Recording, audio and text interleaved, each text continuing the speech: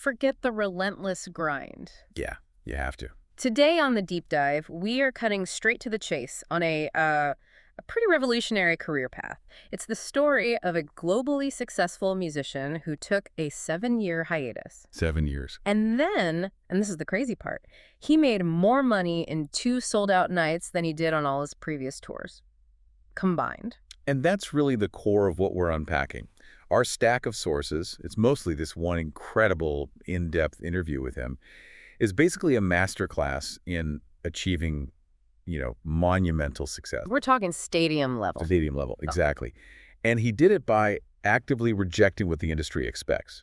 Things like constant presence, social media, the whole treadmill of touring. It's the ultimate counterintuitive blueprint for, I guess, sustainable artistry. So we're going to extract the business lessons he learned the hard way, the ones that really fueled his comeback album father figure. And figure out how any creator, it doesn't matter what your field is, can use leverage and strategic absence to your advantage. Okay, let's unpack this financial pivot first, because the math is it's staggering. It is.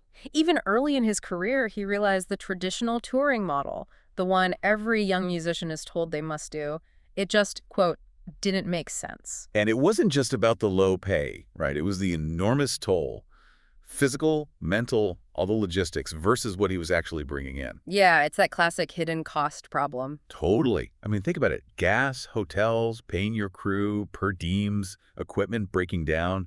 By the time he factored in the exhaustion and the massive cuts that, promoters and venues take. He was running to standstill. Or worse. Or worse, he was losing money. The source material is pretty clear that he walked away from being a full-time artist for 6 or 7 years because that business side was just completely unsustainable for his life. Which is what makes his return so much more powerful. He comes back, he performs 2 back-to-back sold-out nights at Forest Hill Stadium. That's 26,000 people. Yeah. Over 2 days. 26,000. And the truly mind-blowing nugget is this.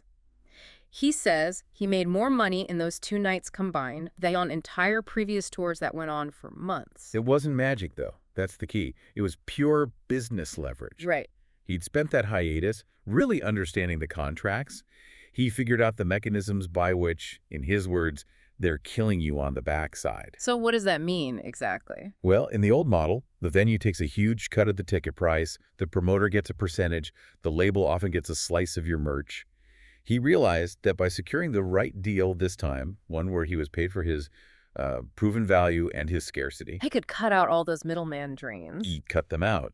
And that is the critical lesson for you, our listener, whether you're selling music or software or whatever. You have to know the true cost of doing business and just refuse to accept bad deals just to be on the road or in the conversation. He went from begging for opportunities to being a commodity in high demand. And he started dictating the terms. Absolutely. And this commitment to prioritizing his life over the grind, that's what makes it all sustainable. I mean, even after this massive return, he immediately walked away from a multi-million-dollar offer for a 40-day tour. Just said no? Said no. Why, though? I mean, most people would double down on that kind of success. Because he realized he didn't enjoy the crash that followed the adrenaline. Yeah. He talked about reeling for 2 days after a show. The high was addictive, but the come down was brutal. Exactly. The mental cost was just too high. And the financial freedom he'd built with that leverage strategy, it allowed him to prioritize his own mental equilibrium. He summed it up perfectly. He said he prefers driving home in his affordable minivan after a single show and just, collecting his money. Wow. Driving home in the minivan. Instead of living in that chaotic cycle of the touring machine. That choice, walking away from millions because the calm down wasn't worth it, that is such a profound statement. It's about valuing your time and your sanity over just maximizing revenue. It is. And what's so fascinating is how he used that 6 or 7 year absence. He basically played a 6-year game of chicken with the industry. He stepped away completely, was just writing for other people, and accepted that his solo career might just be over. And the normal expectation there is, decay. Fans forget you, the algorithms bury you, and your comeback is just quiet. A quiet failure. Yeah. But the opposite happened. His returning album debuted top 6 in the country and top 10 in the world. I mean, that's almost unheard of after that long of a break. He credits this to what he called pressure resolved. When you've been gone that long, fans kind of assume you're finished. Right. So when you come back, they don't have time to build up these unrealistic expectations. Yeah. He hilariously compared it to fans demanding a Dumb and Dumber 2. That's They brilliant. were just happy to have anything. So by disappearing, he lowered the bar so drastically that he was basically guaranteed to exceed it. He wasn't competing with his old self. He reframed absence not as a risk, but as a calculated advantage. And this connects directly to his whole philosophy on relevance. He admitted his deepest fear is irrelevance. Which is pretty standard for an artist. But, and this is the crucial part, he views relevance as a vehicle for utility. It's not about ego. For him, it's about having the platform and the attention you need to present value to others, to keep the soup turning of culture, as he put it. So relevance is a tool for the community. It's not a self-serving goal. And that just dramatically changes the entire equation of public success, doesn't it? If you're relevant just to serve others, your motivation shifts, and you can reject all the vanity that the constant content cycle demands. Which leads us right into his anti-marketing tactics. Which were brilliant. He was just ruthless about protecting his mind space.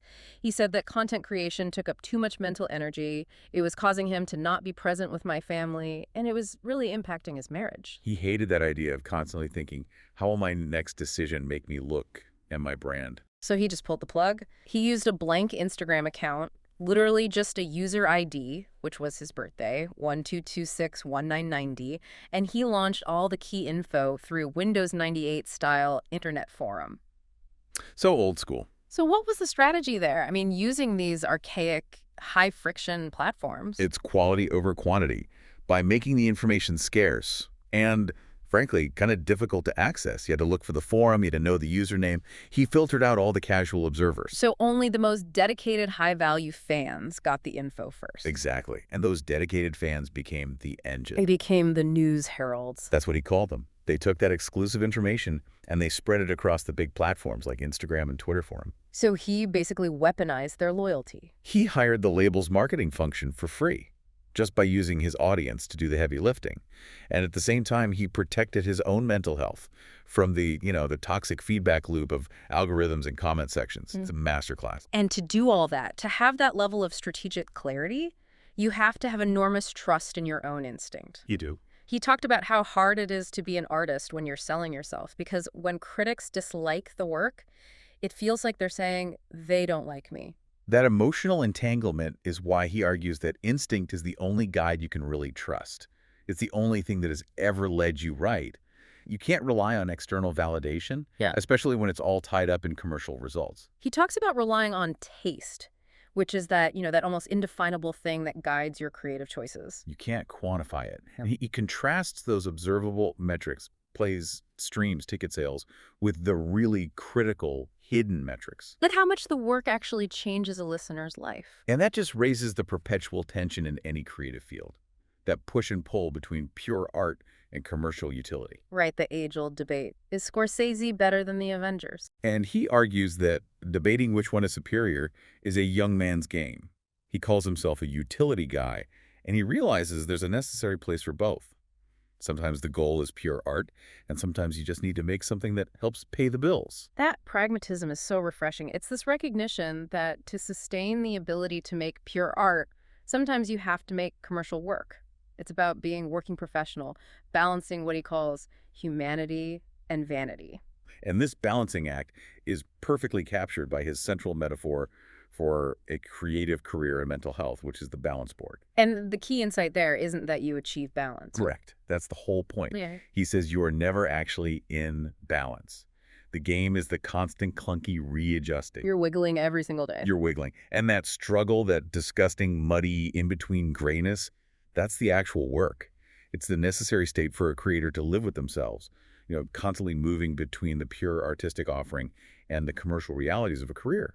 I think that metaphor resonates so much because it just rejects the idea of a fixed endpoint.